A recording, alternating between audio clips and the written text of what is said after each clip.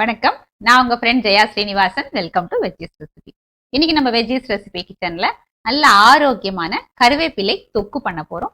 ரொம்ப ஈஸியான மெத்தட்ல ரொம்ப குவிக்காவும் பண்ணி முடிச்சிடலாம். இந்த தொக்கு பண்ணி வச்சுக்கிறதுனால நமக்கு டக்குன்னு ஒரு சாதம் பிசைஞ்சு சாப்பிட்றதுக்கோ இல்ல டிஃபனுக்கு தொட்டு சாப்பிட்றதுக்கோ ஈஸியா இருக்கும். தொக்கு ரெடியா இருந்ததுன்னா ஒரு அவசரத்துக்கு ஒரு லஞ்ச் பாக்ஸ் ரைஸ் கூட நம்ம ப்ரிப்பேர் பண்ணி எடுத்துட்டு போகலாம். ஜென்ரலாவே நம்ம கருவேப்பிலையை டெய்லி சமையல்ல யூஸ் பண்றது உண்டு. இருந்தாலும் நம்ம சாப்பிட்றது இல்லை, எடுத்து வச்சிருவோம். இந்த மாதிரி தொக்கா நம்ம பண்ணிட்டோம் அப்படின்னா அதை சாப்பிடுவோம். அதோட மெடிசினல் வேல்யூஸ் ஃபுல்லாவே நமக்கு கிடைக்கும். நல்ல பசியை தூண்டும், நல்ல டைஜஷனை கொடுக்கும், ஸ்கின்னுக்கு நல்லது, ஹேருக்கு நல்லது, இப்படி சொல்லிக்கிட்டே போகலாம். ஃப்ரெஷ்ஷான கருவேப்பிலை வாங்கி பண்ணிட்டீங்கன்னா அவ்வளோ டேஸ்டா இருக்கும். ஃபர்ஸ்ட் டைம் சேனலை பாக்குறீங்கன்னா ப்ளீஸ் சப்ஸ்கிரைப் பண்ணுங்க. பெல் ஐக்கானை கிளிக் பண்ணி ஆல் ஆப்ஷன் கொடுத்துட்டீங்கன்னா நான் போடக்கூடிய எல்லா வீடியோஸும் குவிக்கா வந்து உங்களுக்கு ரீச் ஆகும். வாங்க ஈஸியா இந்த கருவேப்பிலை தொக்கு எப்படி பண்றதுன்னு பார்க்கலாம். கருவேப்பிலை தொக்கு பண்றதுக்கு பெரிய கைப்படி 3 கைப்படி கருவேப்பிலை எடுத்துட்டு இருக்கேன். இதை கொஞ்சம் நல்லா வாஷ் பண்ணிட்டு கொஞ்சம் கூட ஈரம் இல்லாம நல்ல துணியில தொடச்சி எடுத்து வச்சுக்கணும். ஒரு நெல்லிக்காய் அளவுக்கு புளி எடுத்துட்டு இருக்கேன். இதை வந்து நல்லா கொதிக்கிற தண்ணியில ஊற வச்சு வச்சுக்கணும். மற்றபடி தேவையான எல்லா பொருட்களும் எடுத்து வச்சிருக்கேன். வாங்க ஸ்டார்ட் பண்ணிடலாம். ஸ்டவ்ல ஒரு கடாய் வச்சிருக்கேன். நம்ம கருவேப்பிலை தொக்குக்கு வறுத்துக்கலாம். இல்லை 1/2 டீஸ்பூன் வெந்தயம், 1 டீஸ்பூன் கடுகு சேர்த்துக்கலாம். வெந்தயமும் கடுகும் நல்லா பொரியிற அளவுக்கு நல்லா வறுத்துக்கணும்.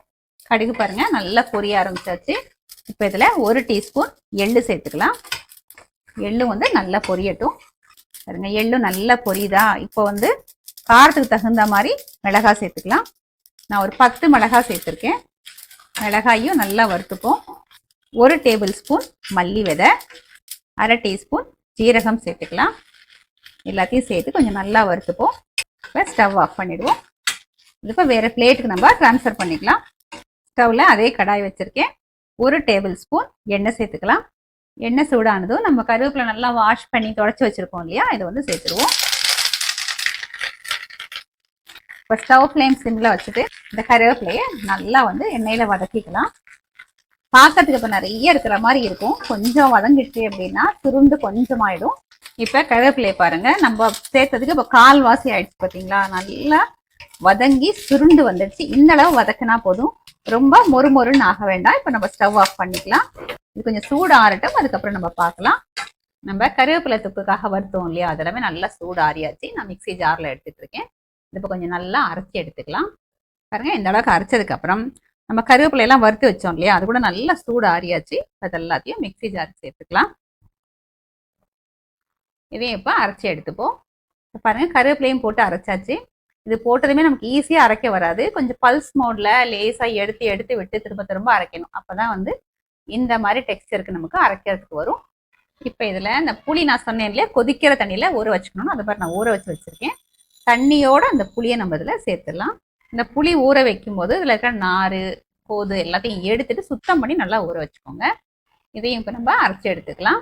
பாருங்க இந்த அளவுக்கு அரைச்சி எடுத்துக்கிட்டாச்சு. நம்ம கருவேப்பிலை தொக்கு வதக்கிக்கலாம். அதுக்கு ஸ்டவ்ல ஒரு கடாய் வச்சிருக்கேன். இது கொஞ்சம் எண்ணெய் அதிகமாக தான் தேவைப்படும். ஒரு 3 டேபிள் ஸ்பூன் அளவுக்கு நல்லெண்ணெய் சேர்த்துக்கலாம். எண்ணெய் சூடாயாச்சு. 1 டீஸ்பூன் கடுகு சேர்த்துக்கலாம். கடுகு வெடிச்சதும் 2 காஞ்ச மிளகாய், 1/2 டீஸ்பூன் பெருங்காயத்தூள், 1/4 டீஸ்பூன் மஞ்சத்தூள் சேர்த்துக்கலாம். எல்லாத்தையும் நல்லா ஒரு தடவை கலந்து விட்டுருவோம். பெருங்காயம் நல்லா பொரிஞ்சாச்சு. இப்போ இதில் நம்ம அரைச்சி வச்சுருக்கோம் இல்லையா கருவேப்பிலை, இந்த பேஸ்ட்டை சேர்த்துருவோம். இப்போ இதை எண்ணெயில் நல்லா வந்து வதக்கி விட்டுக்கணும். இப்போ கொஞ்சம் நேரத்தில் இந்த கருவேப்பிலை தொக்கு வந்து எண்ணெயை ஃபுல்லாக நல்லா அப்சர்வ் பண்ணணும். நல்லா வதங்கினதுக்கு அப்புறம் அந்த எண்ணெய் ஃபுல்லாக நல்லா பூஸ் அவுட் ஆகும். பாருங்க இப்போ நம்ம எண்ணெய் விட்டதே தெரியல பாருங்க, அந்த அளவுக்கு ஃபுல்லாக எண்ணெயை அப்சர்வ் பண்ணிடுச்சு. இப்போ நல்லா வதங்கட்டும். இப்போ இந்த தொக்குக்கு தேவையான அளவு உப்பு சேர்த்துக்கலாம். நல்லா வதக்கி விட்டுருவோம். டேஸ்ட் பண்ணி பார்த்துட்டு வேணா திரும்பவும் நம்ம உப்பு வேணா போட்டுக்கலாம். நடுவில் நடுவில் நல்லபடியே நம்ம கலந்து விட்டுகிட்டே இருக்கணும். இதுல வந்து வெங்காயம் பூண்டு வேணாலும் கூட நம்ம சேர்க்கலாம். இப்போ நம்ம தாளிச்சோம் இல்லையா, தாளிச்சதுக்கு அப்புறம் பொடியா கட் பண்ணா வெங்காயம், இப்போ இந்த அளவு தொக்கு அப்படின்னா ஒரு 2 வெங்காயம் மீடியம் சைஸ் எடுத்துக்கலாம்.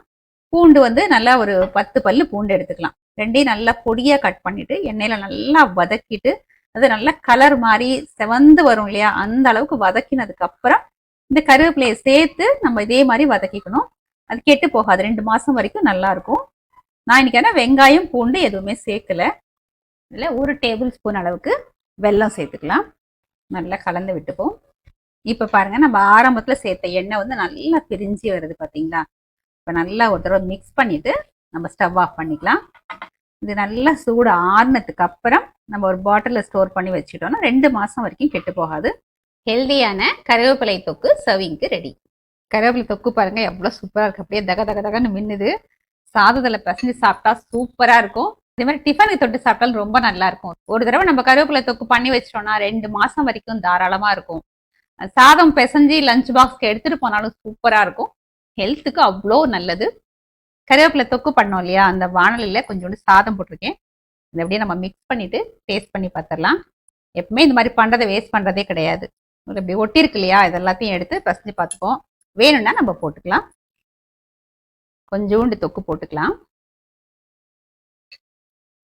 இதுல இருக்கிறது கொஞ்சம் கூட வேஸ்ட் பண்ணாம எல்லாத்தையும் பிசைஞ்சாச்சு. இன்னும் கொஞ்சம் தொக்கு இருந்தா பரவாயில்ல இல்லை, அதனால இந்த சாதம் பிசையும் போதே பார்த்தீங்கன்னா வாயில எச்சில் ஊறுது, அந்த அளவுக்கு நல்லா இருக்கு.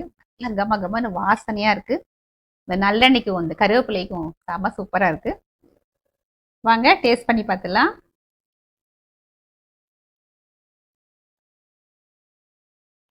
அப்படியே தேவாமிர்தமா இருக்குங்க, இவ்வளோ டேஸ்டா இருக்கு. இந்த கருவேப்பிலை வாசனையும் இந்த நல்லெண்ணெய் வாசனையும் சூப்பரா இருக்கு. அது பசியே இல்லாதவங்களுக்கு கூட இந்த வாசனை பார்த்தாலே போதும், சாப்பிடலாம் அப்படின்னு தோணிடும். அந்த அளவுக்கு நல்லா இருக்கு. நம்ம ஃப்ரீயா இருக்கும்போது இந்த தொக்கு ஒரு பாட்டில பண்ணி வச்சிட்டோம் அப்படின்னா ஒரு எமர்ஜென்சிக்கு டக்குன்னு ஒரு சாதம் கலந்து லஞ்ச் பாக்ஸ் கொடுக்கறதுக்கு ஈஸியா இருக்கும். டெய்லியுமே ஒரு முதல் சாதம் இந்த மாதிரி தொக்கு சாதமோ இல்ல பொடி சாதமோ சாப்பிடுறது அவ்வளோ நல்லது. இந்த மாதிரி சாப்பிடும்போது நல்லா சலைவா அந்த எச்சில் நல்லா ஊறுது இல்லையா, அதனால டைஜஷன் வந்து ரொம்ப நல்லா ஆகும், நல்லா பசியும் எடுக்கும். ஹெல்தியா அந்த டேஸ்டியான இந்த கருவேப்பிலை தொக்கு இதே மெத்தட்ல நீங்க ப்ரிப்பேர் பண்ணி பாருங்க, ஃபர்ஸ்ட் கிளாஸா வரும். எப்படி வந்ததுன்னு கமெண்ட்ல சொல்லுங்க. லைக் பண்ணுங்க, உங்க ஃப்ரெண்ட்ஸ் அண்ட் ஃபேமிலியோட ஷேர் பண்ணுங்க. புது ரெசிபியோட நாளைக்கு நான் உங்களை மீட் பண்றேன். தேங்க்ஸ் ஃபார் வாட்சிங்.